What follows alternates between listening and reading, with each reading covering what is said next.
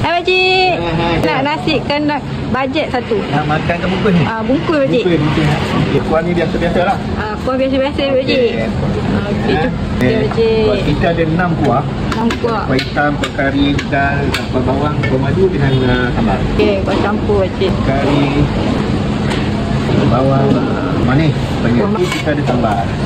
Sambal ni pedas pakcik? Pedas ni sambal ni sambal belacan. Jadi kita orang Melayu buat nasi kandar buat sambal belacan kan. Kau nak lauk apa tu? Lauk ni kita ada ayam goreng, kita ada ikan keri, ikan tumbung, ikan sambal, masak merah, ayam korma dengan ayam kari. Sayur. Nak ni ya pakcik? Ikan kari ya. Ya. Kau nak bagian apa puan? Ambil apa tu boleh. Okey pakcik. Pakcik, kedai kat mana pakcik? Kedai kami di Medan Selera Dikir Bangsa. Tingkat 1 belakang Rosyalmat. Okey pakcik. Buka pukul berapa pakcik? Buka kami daripada sarapan sampai ke tengah hari. Sampai tengah hari. Tutup hari Senin. Tutup hari Senin. Ya. Okey pakcik. Ni apa ni pakcik? Apa? Ni sayur apa? Sayur petola. Boleh pakcik ambil ni. Boleh, ya. Okey pakcik. Dengan potong RM6 je puan. Satu kita bagi air cuma. Okey pakcik, ni berapa ni pakcik? Ini RM6. RM6. Kita bagi dengan air cuma. Okey pakcik, terima kasih.